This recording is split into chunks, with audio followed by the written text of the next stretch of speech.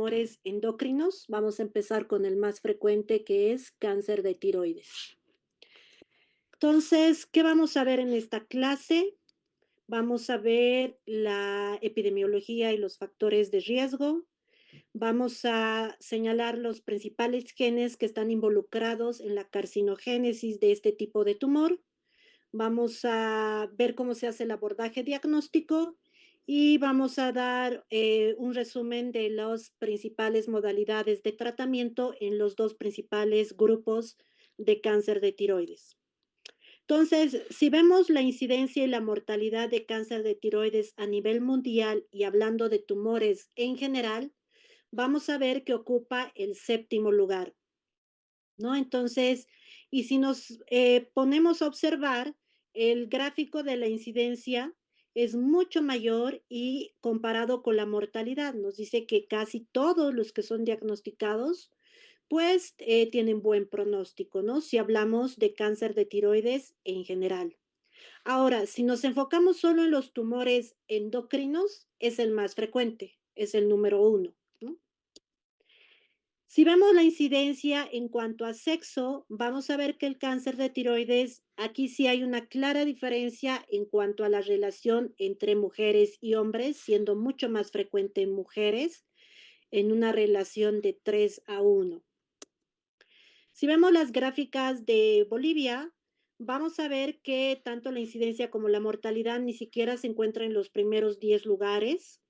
Está como uno de los tumores menos frecuentes que probablemente esté relacionado a lo que es la recolección epidemiológica, ¿no? Muchos de estos tumores no son documentados, ¿no? Pero pasa algo similar de lo que hemos visto en las gráficas a nivel mundial, donde la incidencia es mayor y la mortalidad pues es mucho menor, hablando nuevamente del buen pronóstico de este tipo de tumor. Si vemos la epidemiología de Estados Unidos, nos va a decir que pues representa un poquito más del 2% de todos los tumores oncológicos. La mortalidad, si ven, es muy baja, ni siquiera llega al 1%. Si vemos la supervivencia a 5 años, miren, 98% de todos los pacientes con cáncer de tiroides están vivos. Por diagnósticos, perdón, por etapas, vamos a ver que la mayoría se encuentran en etapas localizadas, hasta un 65%, seguido casi 30% los localmente avanzados, es decir, cuando hay compromiso de los regionales, y un porcentaje muy pequeño, 3%, se diagnostican en etapas metastásicas, ¿no? La edad media de diagnóstico en general es de 51 años. Y si vemos acá ya por etapas, en cuanto a la supervivencia a 5 años, pues verán que tanto la etapa localizada como la etapa localmente avanzada, miren, casi incluso el 100% están vivos, ¿no? Y en las etapas metastásicas, al menos la mitad están vivos a los 5 años. Afortunadamente, como hemos visto en los datos de epidemiología, solo un 3% debutan con enfermedad metastásica, ¿no? Ahora, para poder entender los diferentes tipos de cáncer de tiroides, vamos a basarnos en esta clasificación, donde son 3 grandes grupos, pero para eso tenemos que primero recordar lo que son las bases histológicas de lo que es la tiroides, ¿no? Recuerden que las tiroides están formadas por folículos y estos folículos están tapizados principalmente por estas células llamadas foliculares que rodean y secretan la hormona tiroidea y también tiroglobulina, ¿no? Y al mismo tiempo tenemos las células parafoliculares, ¿no? Ahora, el primer grupo de cáncer de tiroides es el cáncer de tiroides diferenciado, donde estas son las que se originan de estas células, ¿no? De las células de las células foliculares es donde se originan el cáncer diferenciado de tiroides. Y este se divide en dos grandes grupos, siendo el papilar el 80% el más frecuente, seguido del folicular que representa entre el 10 al 20%. Entonces, vamos a ver primero este tipo de tumor de tiroides. Hablando de los cánceres de tiroides diferenciados, sus factores de riesgo también están divididos en hereditarios y no hereditarios, ¿no? Y observarán que a diferencia de los tumores que hemos visto hasta el momento, donde la mayoría representaban entre el 10 al 15%, vamos a ver que en este tipo de cáncer de tiroides representa solo el 5%, se presentan de forma hereditaria. Vamos a interrogar su historia familiar, si ha habido cáncer de tiroides, principalmente en familiares de primer grado. El ser mujer, como hemos visto, es mucho más frecuente en una relación de 3 a 1 para las mujeres, y hablando específicamente ya de cáncer diferenciado de tiroides, la mayoría se diagnostican a la edad de los 40, ¿no? Un factor de riesgo que ha sido descrito en varios estudios observacionales y su relación con estos tipos de cáncer de tiroides, exposición a la radiación, ¿no? Y esta exposición puede ser de dos maneras. Puede ser una exposición ocupacional, es decir, que por el trabajo están expuestos a este tipo de sustancias, como por ejemplo ocurren con los imagenólogos, que habrán observado que muchos de ellos tienen, digamos, un mandil de plomo y tienen aislantes de radiación para disminuir la absorción de este tipo de sustancia, ¿no? Y la otra es porque el paciente previamente recibió tratamiento con radiación por alguna enfermedad en particular, ¿no? Por ejemplo, algunos tipos de cáncer de mama, como parte de su tratamiento, reciben radioterapia, ¿no? Algunos tipos de linfoma que pueden presentarse en la niñez o en la adolescencia pueden recibir también como parte de su tratamiento radioterapia, y muchos años después desarrollar cáncer de tiroides. Muchos años me refiero al menos 10, 20 años después. Afortunadamente, esto se está viendo cada vez menos frecuente por la evolución de las máquinas de la radioterapia, que cada vez son más precisas y ocasionan menos efectos secundarios a órganos circundantes. Recordarán que la radioterapia es un tratamiento de tipo localizado, ¿no? Nada más actúa donde se programa que debe actuar. Y les decía que esto era antes más frecuente porque las máquinas de cobalto pues eran menos precisas, y es lo que se veía con más frecuencia estos tumores secundarios, como ser el cáncer de tiroides por exposición a radiación. Entonces, la radiación es el factor de riesgo que más ha sido relacionado con este tipo de cáncer de tiroides, pero hay también otras sustancias, ¿no? La mayoría de ellas utilizadas en el lugar de trabajo, como en las fábricas, o los pesticidas, con lo que son los granjeros, ¿no? Que todos estos se han visto relacionados de alguna manera en mayor o menor grado con el desarrollo de cáncer de tiroides. Ahora, pasando a lo que es la oncología molecular y de los genes que están involucrados en el desarrollo de cáncer de tiroides bien diferenciado, vamos a recordar esta vía de transducción que ya la hemos visto en varios tumores, que ya es conocida para ustedes, que es la vía de RAS, BRAF, MEK, ERK, que finalmente va a la proliferación de la célula, la mayoría estimulada por la unión a un receptor de la membrana celular, un factor de crecimiento o una citoquina. Si vemos ya específicamente en el cáncer papilar de tiroides, vamos a ver que en un porcentaje bastante significativo, 40 al 60%, es la mutación de BRAF, la que se encuentra con mayor frecuencia y está relacionada con el desarrollo de este tipo de tumor, seguido por el reordenamiento de otro que es RET, que lo podemos encontrar entre el 20 y el 40%. Ahora, si vemos la misma vía intracelular, pero ya en el cáncer folicular de tiroides, vamos a ver que la mutación más frecuente en este tipo de cáncer de tiroides diferenciado es la mutación de RAS. Y ustedes habrán observado que RAS es una familia, ¿no? De proteínas. Está KRAS, HRAS, NRAS, ¿no? En cáncer folicular de tiroides, el que está alterado con mayor frecuencia es NRAS. Y esto es como un gráfico de las vías moleculares involucrados en el desarrollo del cáncer de tiroides diferenciado.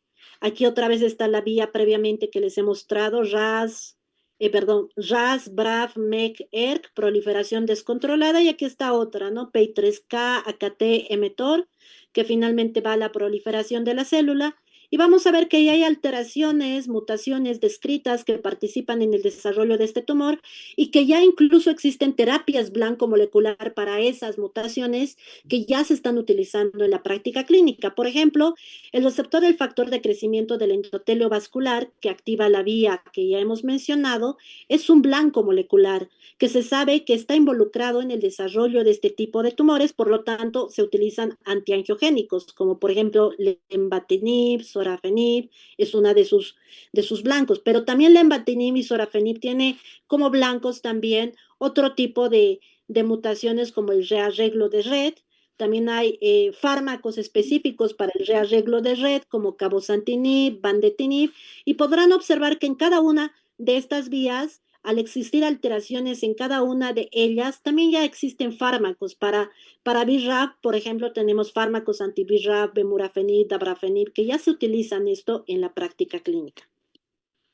Y este es el resumen de las mutaciones que están involucradas en el desarrollo de cáncer de tiroides diferenciado. Si lo vemos entre el papilar y el folicular, lo que les mencionaba, en el papilar, hasta en el 60%, la mutación que con más frecuencia se encuentra es BRAF, y en el cáncer folicular de tiroides, el que se encuentra hasta en el 25% es NRAS. Ahora, ¿cuál es la presentación clínica? Aquí vamos a tener dos escenarios. El más frecuente es cuando lo encontramos de forma asintomática.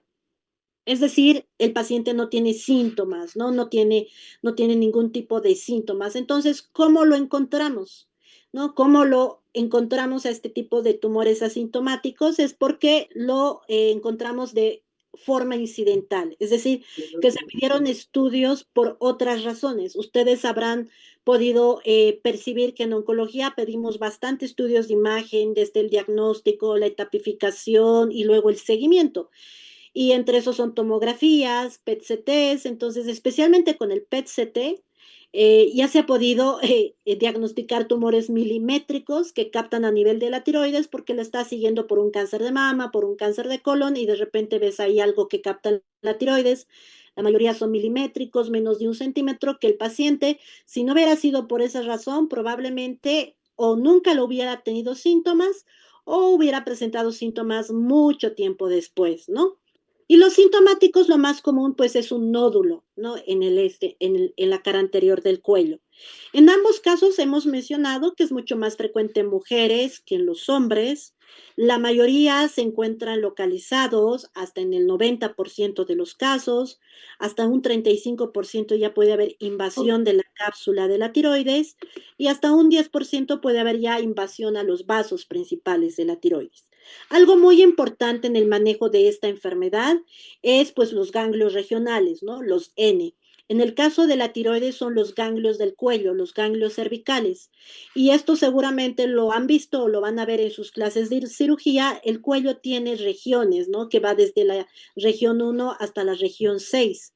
Y ahí, de acuerdo a dónde están los ganglios comprometidos, pues se puede saber qué órgano está, de qué órgano viene el compromiso de los ganglios. Generalmente los ganglios que están relacionados con la tiroides y se consideran regionales son de la región 3, 4 y 6, ¿no? Se ha visto que hasta en el 80% de los tumores pueden ya estar comprometidos y haber invasión en los ganglios, pero la mayoría de esos son micrometástasis. Mencionamos al inicio de la clase que solo el 3% de los pacientes con cáncer de tiroides debutan con metástasis. Y de esos que debutan con metástasis, ¿cuáles son los lugares más comunes? En primer lugar está pulmón, casi hasta en el 50% de los casos, y en segundo lugar está hueso, ¿no? En el 25% de los casos. Y si ya lo vemos por subtipos de cáncer de tiroides diferenciado, vamos a ver que el que más da metástasis a hueso, hasta en el 55% de los casos, es el subtipo folicular, ¿no? Y dentro también de los huesos, tenemos también predilección por ciertos huesos. En la columna es más frecuente. Ahora, ¿cuál es el abordaje? ¿Pueden apagar sus micrófonos, por favor? Si no, no puedo explicarles. Ok, ¿cuál es el abordaje cuando se encuentra o se sospecha de un tumor o de un nódulo tiroideo? Este es un algoritmo que en general, pues los oncólogos lo vemos realmente de forma poco frecuente. Los que realmente ven con más frecuencia son otro tipo de especialidades, pues desde el médico general, que son ustedes cuando se gradúen, los médicos familiares, los médicos internistas, pero especialmente los endocrinólogos. Y raras veces, pues lo vemos nosotros, ya los oncólogos, ¿no? A nosotros ya nos mandan generalmente con el diagnóstico de cáncer, ¿no? Pero bueno, cuando tenemos sospecha o encontramos un nódulo tiroideo, lo primero que se te indica es que debes medir los niveles de TSH, ¿no? De la hormona estimulante de tiroides. Y esto realmente va a ser muy importante porque te va a guiar qué es lo que vas a hacer después, ¿no? Si los niveles de TSH están bajos, es decir, suprimidos, el siguiente paso que te dice es que debemos hacer un gamagrama tiroideo para determinar qué tipo de tumor es, ¿no? Aquí el grama tiroideo nos va a decir o es un nódulo caliente o es un nódulo frío o indeterminado. Si es un nódulo caliente, pues lo más probable es que se trate de una patología relacionada a un nódulo tóxico, a hipertiroidismo, y la mayoría de esos el tratamiento es quirúrgico, ¿no? Y la probabilidad, ya saben, no voy a decir el 100%, pero la probabilidad de que este tipo de nódulos calientes sean malignos es muy, muy baja, por lo tanto, incluso ni siquiera se recomienda tomar una biopsia y se va directamente al tratamiento correspondiente, ¿no? Que en la mayoría de los casos es quirúrgico. Ahora, cuando nos reporta que el nódulo es frío en el gamagrama óseo, o que la hormona tiroidea esté normal, la hormona estimulante de tiroides esté normal, entonces el siguiente paso es pedir un estudio de imagen que complemente de la manera en que se lo encontró, ¿no? Tal vez lo encontraste solamente a la palpación, entonces el mejor estudio de imagen es pues el ultrasonido o la ecografía tiroidea que tiene mayor sensibilidad y sensibilidad para la tiroides, ¿no? ¿Y qué nos va a decir la ecografía de tiroides? Pues nos va a decir las características de ese tumor y si esas características son características de alto riesgo con una probabilidad alta de que sea maligno, de que sea cáncer. ¿Y cuáles son esas características, no? Son características desde el tamaño. Generalmente tumores entre 2, 4 centímetros, la probabilidad es alta de que sea maligno. Luego los bordes, ¿no? Que sean irregulares, que ya haya compromiso de ganglios del cuello. Luego que tenga captación más hipoecoica que hiperecoica. La mayoría son heterogéneas, que tengan microcalcificaciones o que sea más alto que ancho, son características que te sugieren que lo más probable es que sea maligno, ¿no? De hecho, cuando te reportan la conclusión de esta ecografía, te lo van a hacer basado en una escala. Si ustedes no lo han visto, lo vamos a ver en cáncer de mama, pero en cáncer de mama las mamografías también son así. De acuerdo a las características del tumor, te van a dar un reporte con una escala que es conocida como BIRATS, ¿no? Que va de acuerdo a la probabilidad de malignidad. Con la tiroides también tiene una escala similar que se llama TIRATS, ¿no? Que igual va del 0 al 5, generalmente 0, 1, 2 y 3 son benignos y 4 y 5 generalmente son malignos, ¿no? Entonces generalmente 4 y 5 te sugieren que debes completar esto con una biopsia por la alta probabilidad de malignidad de acuerdo a las características que se encontraron en la ecografía, ¿no? Este es un gamagrama tiroideo, nada más para mostrarles, este es un nódulo que capta, es un nódulo caliente, que les digo la probabilidad de que sea maligno es baja, ¿no? Bueno, una vez que te dice la ecografía que tiene alta probabilidad de ser maligno, pues el siguiente paso es que hay que tomar la biopsia. ¿Y cómo se toma la biopsia de la tiroides? ¿Cuál es el método de elección? Pues a diferencia de lo que hemos visto en todos los tumores hasta ahora, aquí la PAF, es decir, la punción con aspiración con aguja fina, realmente tiene alta sensibilidad y especificidad para tiroides, ¿no? Este, por supuesto, tiene que ser en manos entrenadas. De hecho, los primeros que lo hacen, generalmente en consultorio, son los endocrinólogos. De hecho, como parte de su entrenamiento de la residencia y hasta parte de un examen de parte de la residencia, es que sepan tomar con una muestra adecuada la biopsia de tiroides, ¿no? Que primero lo hacen así solamente con palpación, que eso ya es demasiado entrenamiento, ¿no?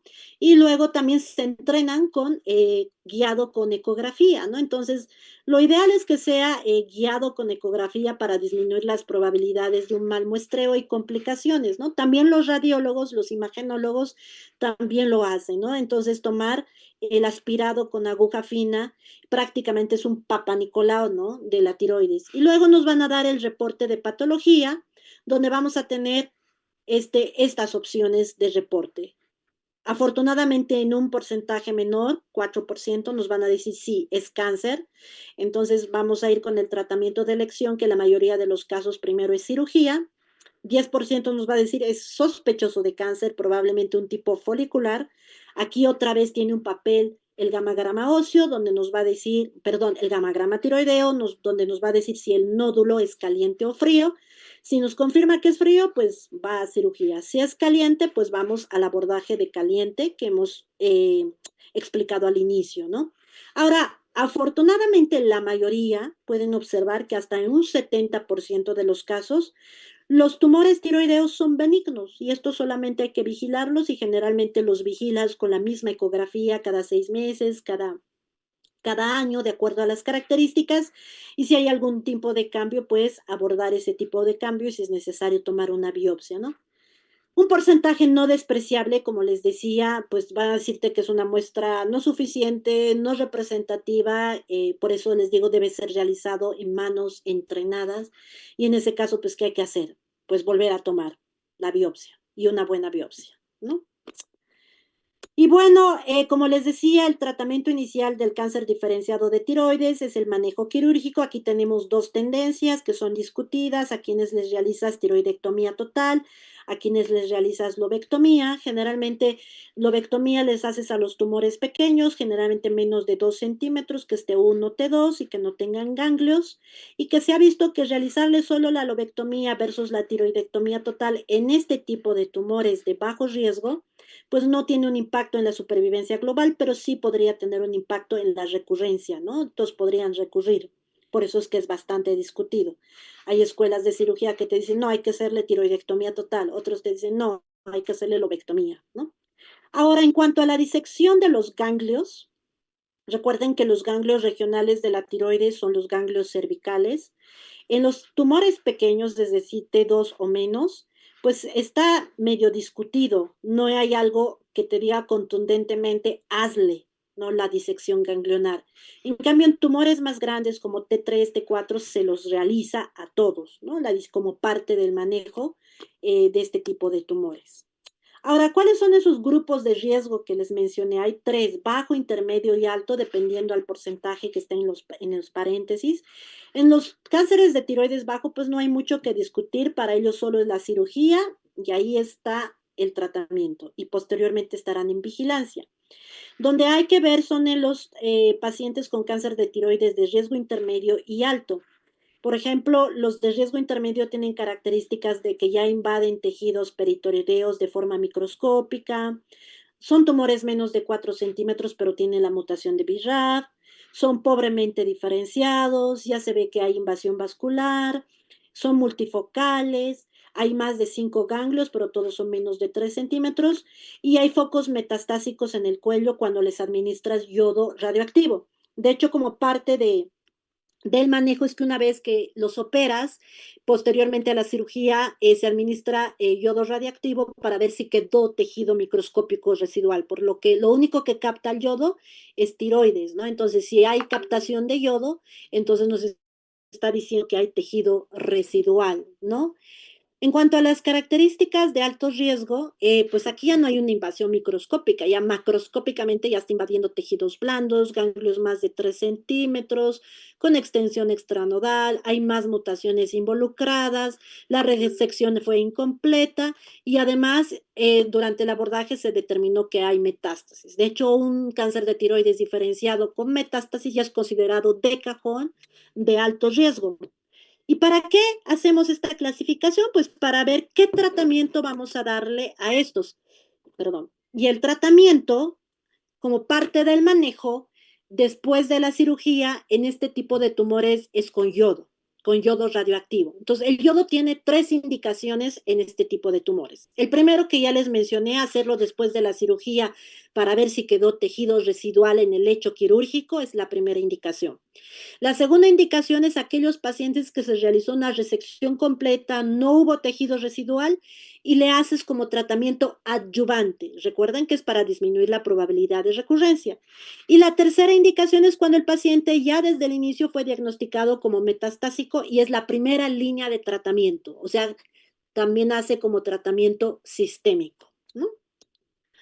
Ahora, ¿cómo está funcionando el tratamiento o no? Hay que verlo. ¿Y cómo lo hacemos aparte de la imagen? Uno de esos es que la hormona estimulante de tiroides debe estar suprimida.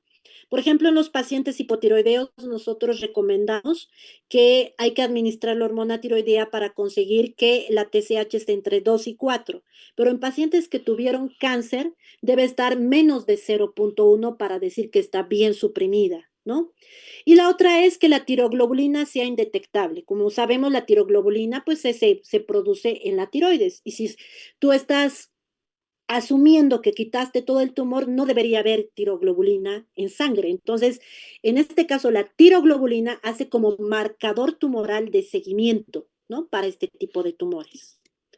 Ahora, pues todos los tratamientos tienen un tiempo de vida, dejan de funcionar en algún momento o no funcionan desde el inicio.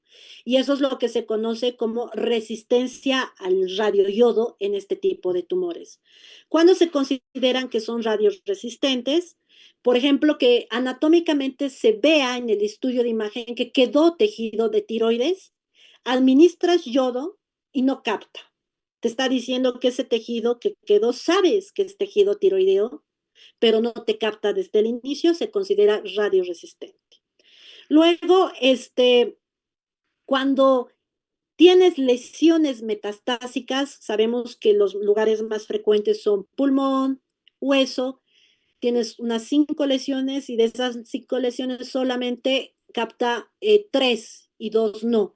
Con el hecho de que no capte una sola lesión de todas las metástasis conocidas del paciente ya se considera radioresistente. Luego, el paciente tiene metástasis y todas captan cuando le administras radioyodo, pero a pesar de captar, con el tiempo siguen creciendo, progresa la enfermedad. También se considera radioresistente. Ahora vamos a ver también que cuando ya han recibido dosis tope del radioyodo, la dosis tope es 600 milicuris, porque acá les voy a mencionar que no es lo mismo la dosis que se da en tratamiento adyuvante que en enfermedad metastásica. En tratamiento adyuvante generalmente empiezan con 75 o 100 milicuris. En cambio, en enfermedad metastásica se empieza con 100, 150 milicuris y puedes repetir. Y cuando llegas ya a los 600 y la enfermedad continúa creciendo, entonces se considera radioresistente. Y esto es lo que les acabo de decir de forma más gráfica para que se pueda entender un poco mejor. Rojo es cuando no capta, verde es cuando capta el radioyodo. Aquí vemos que todas las lesiones no captan, considera radioresistente. Aquí, con solo una lesión que no capte, a pesar que las demás captan, ya se considera radioyodo resistente. Y esto es lo que les mencionaba, aquí todas captan, pero a pesar de captar, la enfermedad progresa, crece el tumor. Entonces también se considera radioyodo resistente.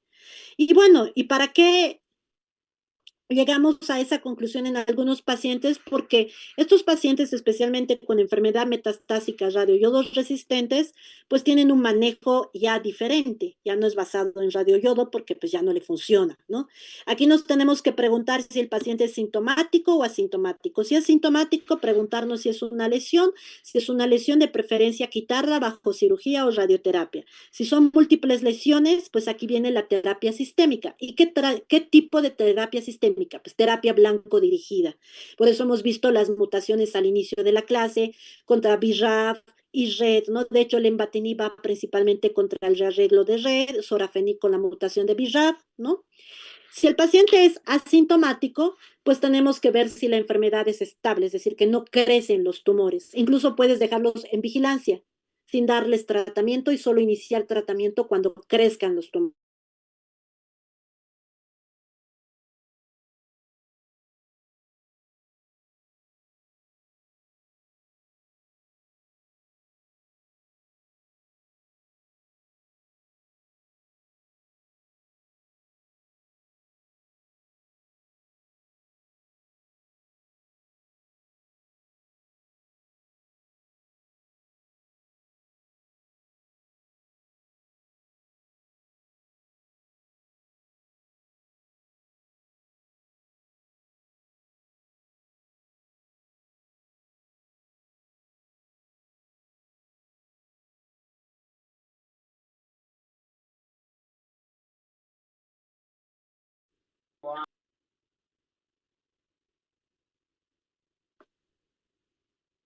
Bueno, entonces les decía, déjenme poner el puntero, que si el paciente es asintomático, podríamos dejarle, y bueno, y la enfermedad está estable, es decir, que los tumores no crecen, podríamos dejarlo solo en vigilancia, ¿no? Y en el momento que crecen, iniciar el tratamiento. Ahora, si en el momento que la enfermedad, aunque esté asintomática, pero los tumores crecen y es una lesión, nuevamente cirugía o radioterapia, y si son múltiples lesiones, terapia sistémica. ¿Qué tipo de terapia sistémica? Terapia blanco dirigida de acuerdo a los genes que vimos al inicio de la clase. Como ven, en este tipo de tumor no tiene ningún papel la quimioterapia, es terapia blanco dirigida. Y este es un resumen de los fármacos que se utilizan en este tipo de tumores. Ya hemos mencionado algunos en las gráficas de las vías moleculares, como es vandetanib, cabozantinib, que van principalmente al rearreglo de RET, dabrafenib, es un inhibidor de BRAF, también estaría sorafenib. Cada uno, todos estos son tabletas, son tomados y cada uno tiene sus propios efectos secundarios. Ahora, siguiendo con el segundo tipo de tumor, de acuerdo a la clasificación, vamos a hablar del cáncer medular de tiroides, que representa entre el 5 al 10%, y estas se originan principalmente de las células parafoliculares, y recordarán que estas secretan principalmente calcitonina. La alteración molecular que con más frecuentemente está relacionado con el desarrollo de este tipo de cáncer de tiroides es el rearreglo de RET, ¿no? RET se encuentra, como saben, en la membrana celular y también manda vías intracelulares a través de varias vías de transducción, que también ya las hemos visto. Nuevamente está la vía BRAF, MEK, ERK, la vía PI3-AKT-mTOR, que finalmente va a la proliferación descontrolada de la célula. Y hay fármacos contra este rearreglo de red, cabozantinib, vandetanib, lenvatinib, sorafenib, sunitinib, imatinib, etcétera. De todos estos, y hay muchos que ya tenemos en el país. ¿Qué es lo que ya tenemos? Tenemos sunitinib, sorafenib, lenvatinib, cabozantinib. Vandetanib creo que todavía no, pero ya afortunadamente hay muchos que ya se están utilizando en nuestro país. El cáncer medular de tiroides tiene dos escenarios. Tenemos el esporádico, que representa el 75%, y tenemos el hereditario, que representa un 25%. Y recordará que a diferencia de todo lo que hemos visto hasta ahora, es un porcentaje el más alto, ¿no? Que está relacionado con cáncer de tiroides hereditario. El cáncer de tiroides esporádico también es mucho más frecuente en mujeres que en hombres, las relaciones 3 a 2. Se presenta entre los 40 y los 60 años de edad. Generalmente está descrito que son de peor pronóstico a mayor edad. Generalmente más de 55 años es de peor pronóstico. Aquí van a ver que hasta en el 70% de los casos ya hay diseminación ganglios cervicales, es decir, a los ganglios regionales del cuello. Por lo tanto, en el tratamiento, que es la tiroidectomía total, aquí no hay, digamos, discusión. A todos se les hace disección ganglionar. Un tercio de ellos presentan otro tipo de síntomas relacionados a hormonas que secretan el tumor, como la diarrea, que es causada por sustancias como la calcitonina, prostaglandina, serotonina, ¿no? El cáncer medular de tiroides hereditario forma parte en algunos casos de este síndrome, que es el síndrome de neoplasia endocrina múltiple, conocida como MEN. Es por eso que cuando estamos sospechando un cáncer medular de tiroides, de que sea hereditario, intencionadamente buscamos los otros componentes del síndrome. Y ahorita vamos a ver cuáles son esos otros componentes. Este síndrome se hereda generalmente de forma autosómica dominante, afecta por igual a hombres y mujeres, ¿no? Y vamos a ver cuáles son el MEN, ¿no? Estos síndromes. Son dos, el uno nada más para que tengan conocimiento. Aquí no participa el cáncer medular de tiroides. Está el adenoma pituitario, la hiperplasia paratiroidea y tumores pancreáticos. Donde está involucrado es en el MEN 2, que pueden ser de dos tipos, el 2A y el 2B, ¿no? En ambos están el carcinoma medular de tiroides. En ambos forma parte el feocromocitoma. Ahora, ¿qué los diferencia de 2A y 2B? que en el 2A hay hiperplasia tiroidea y en el 2B tenemos los neuromas mucosales y que tiene un hábito del cuerpo de tipo marfanoide, ¿no? Es importante buscarlos intencionadamente, estos componentes del síndrome, porque aquellos cánceres medulares de tiroides que forman parte del síndrome MEN son de peor pronóstico. Ahora, el abordaje, pues generalmente clínicamente ya en esto se puede palpar un tumor tiroideo. Hemos dicho que de forma frecuente ya hay ganglios comprometidos de los ganglios regionales del cuello, como los niveles 2 y 3. Se hace el ultrasonido, se hace la BAF, como vimos al inicio de la clase. Medimos calcitonina, que como hemos visto, secretan calcitonina porque se originan de las células parafoliculares de la tiroides, entonces se convierte en el marcador tumoral que nos va a apoyar el diagnóstico de cáncer medular de tiroides. Bueno, si está normal, generalmente se excluye y se continúa con el manejo del tipo de tumor que puede ser el diferenciado que vimos al inicio. Ahora, si está normal y el reporte de patología te confirma que es un cáncer medular de tiroides, en el mundo ideal habría que hacer el análisis molecular del gen que hemos dicho que más frecuentemente está involucrado, que es el gen RET, ¿no? ¿Qué otro marcador tumoral nos apoya el diagnóstico de cáncer medular de tiroides? Tenemos el antígeno carcino embrionario, el calcio, porque sabemos que la calcitonina participa en lo que es la homeostasis del calcio, se convierten también en marcadores que pueden apoyar. Ahora, la medición de metanefrinas en orina de 24 horas es cuando estamos pensando en un cáncer medular de tiroides de tipo hereditario y estamos considerando que pueda estar también ahí oculto un feocromocitoma, ¿no? Bueno, si está negativo, pues excluimos feocromocitoma. Ahora, si está positivo, se complementa con el estudio de imagen, que generalmente es una tomografía con protocolo para suprarrenales, y si se confirma que además del cáncer de tiroides medular hay un feocromocitoma, ambos entran a cirugía, ¿no? Pero si no, pues solamente se hace la tiroidectomía total, que hemos dicho que sí es en la mayoría de los casos con disección de cuello, ¿no? Ahora, los niveles de calcitonina, cuán elevado está, también te puede ayudar a sospechar si el paciente ya tiene metástasis o no. Cuando los niveles de calcitonina están más de 400, existe una alta probabilidad y se debe evaluar con estudios de extensión, que puede ser una tomografía de tórax, abdomen y pelvis, o si tienes disponibilidad, un PET-CT con FDG. Y finalmente vamos a ver el tercer tipo de cáncer de tiroides, que es el cáncer anaplásico. Este es el más agresivo. Evidentemente no va a entrar dentro de la epidemiología que describimos al inicio de la clase. Se presenta por igual entre hombres y mujeres. Se presentan personas mucho mayores, 65 a 70 años de edad. Al diagnóstico, la mayoría, 70% ya tienen metástasis. Estos, como ven aquí en las fotografías, crecen, ni siquiera les voy a decir de un día a otro, sino de un minuto a otro. Son tan agresivos que crecen delante de uno.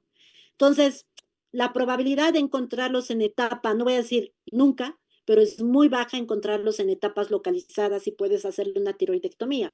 Les estoy diciendo que 70% se encuentran con metástasis y el resto puede ser que lo encuentres en etapas localmente avanzadas, ¿no? El tratamiento de elección sería cirugía, pero poco se les puede realizarlo. Si hablamos de técnicas quirúrgicas, lo que se les realiza en la mayoría de los casos es una traqueostomía de urgencia, no para, porque la tumoración pues llega a obstruir las vías respiratorias.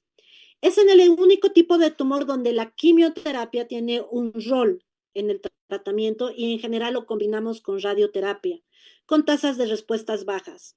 Estos pacientes generalmente su promedio de vida son 3, 4 meses en el mejor de los casos. ¿Se está estudiando terapia blanco dirigida? Sí, se está estudiando una de las mutaciones que con más frecuencia se ha encontrado es la mutación de BRAF, se están haciendo estudios con medicamentos anti-BRAF, todavía hay que ver los resultados, pero todavía no forman parte del manejo de este tipo de tumores anaplásicos de tiroides, ¿no? Son de muy mal pronóstico. ¿Qué concluimos del cáncer de tiroides? Pues que es de alta incidencia y predomina en las mujeres, tiene baja mortalidad y buen pronóstico en la mayoría de los casos, obviamente no entra el anaplásico, En los anaplásicos y los medulares, pues estamos esperando los resultados de estudios con terapia blanco-molecular que podrían ayudar a mejorar su pronóstico de este tipo de tumores, ¿no?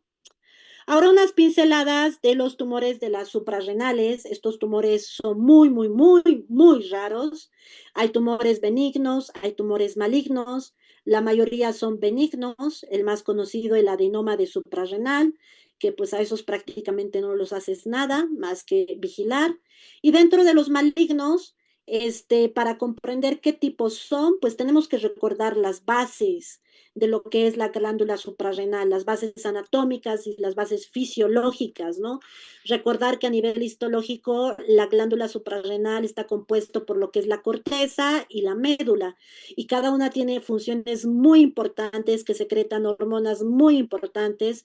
En la corteza principalmente cortisol, aldosterona, en la médula lo que son las catecolaminas como adrenalina, noradrenalina. Todos ustedes saben mucho más a detalle las funciones que cumplen cada una de ellas, que todas son vitales para el funcionamiento y la homeostasis normal, pues del funcionamiento del cuerpo, ¿no?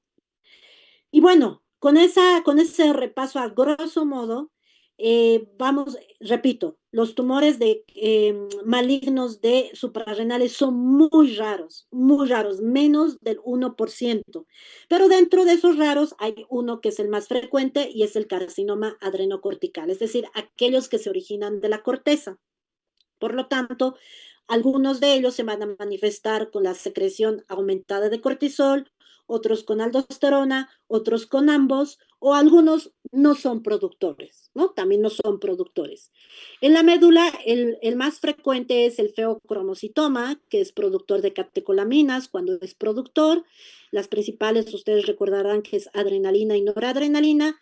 Y tenemos en tercer lugar el neuroblastoma, que se origina de las células nerviosas que se encuentran a nivel de la suprarrenal. Ahora, ¿qué escenarios clínicos se pueden presentar? Bueno, el primero es el que les acabo de mencionar, ¿no? De acuerdo a la clínica, de acuerdo al exceso de la hormona que produce el tumor, ¿no? Ese es el que les acabo de mencionar previamente. Ahora, el otro es por el tamaño del tumor, y esto generalmente ocurre cuando el tumor no es productor de hormonas, porque como no produce hormonas, no da síntomas en sus tamaños más pequeños. Cuando te va a dar síntomas es cuando la masa ya realmente sea tan grande que va a producir síntomas de compresión a órganos circundantes, ¿no? Y producirte síntomas como dolor abdominal, saciedad precoz, sensación de plenitud, síntomas inespecíficos que desafortunadamente, como hemos mencionado en otras clases, pues se tratan como colitis, gastritis, etcétera. Bueno, hasta que finalmente alguien le pidió una ecografía abdominal, una tomografía, otro que fue más afortunado, y encontraron una tumoración y resulta que depende de la suprarrenal, ¿no? Esa es la otra manera en que se pueden encontrar. La otra es algo parecido a lo que vimos con la tiroides, ¿no? Los incidentalomas, es decir, de forma incidental lo encontraste porque realizaste estudios por otras razones. No sé, un paciente que entró con un dolor, con un abdomen agudo a urgencia, realizaste la tomografía, ok, fue apendicitis, pero de yapa le encontraste una tumoración en la suprarrenal, ¿no? Esa es otra manera en las que se encuentra. Y otra mucho menos frecuente, los síntomas y signos producidos por metástasis ya del tumor, ¿no? Si es a nivel pulmonar, síntomas respiratorios, si es a nivel hepático, síntomas abdominales, ¿no? Esto es mucho menos frecuente. ¿Cuáles son los estudios de imagen que nos ayuda a caracterizar estas tumoraciones a nivel de las suprarrenales? La tomografía con contraste con protocolo para suprarrenales, ese es el estudio de elección. Ahora, si estás considerando que es candidato a cirugía, muchas veces los cirujanos quieren ver las relaciones anatómicas con estructuras vasculares, tejidos circundantes, ahí le completas con una resonancia magnética para caracterizar mejor el tumor y los tejidos que lo circundan. Y el PET-CT con FDG pues tiene dos funciones. Primero, determinar realmente si el tumor es benigno o maligno, ¿no? Si es benigno, pues el PET-CT no va a captar, ¿no? No va a haber captación con el FDG. Si es maligno, va a captar. Y segundo, pues te va a ayudar a confirmar o descartar si ya el tumor dio metástasis. Ahora, ¿qué características radiológicas te puede hacer sospechar que estos tumores puedan ser malignos? Pues el tamaño, generalmente cuando son más de 4 centímetros, alta probabilidad de malignidad, que sea de bordes irregulares, que tenga captación heterogénea, haya realces, áreas de necrosis, de hemorragia, o que ya esté invadiendo, ¿no? Ustedes recordarán en nuestras primeras clases que una característica de los cánceres es que haya invasión a tejidos, ¿no? Eso no lo hacen los tumores benignos. Entonces, que haya invasión local y estructuras es una característica de los tumores malignos. El tratamiento, pues, principalmente cirugía, para lo cual idealmente sería encontrarlos en etapas localizadas, porque una vez que los operas, la verdad no hay tratamiento adyuvante, no hay nada después, solamente observarlos. En casos que ya recurren o que ya debutaron en etapas más avanzadas o metastásicas, aquí lo único que se les puede dar quimioterapia. Desafortunadamente, pocos responden a la quimioterapia y su pronóstico es muy malo, ¿no? 3 meses, 4 meses en etapas avanzadas.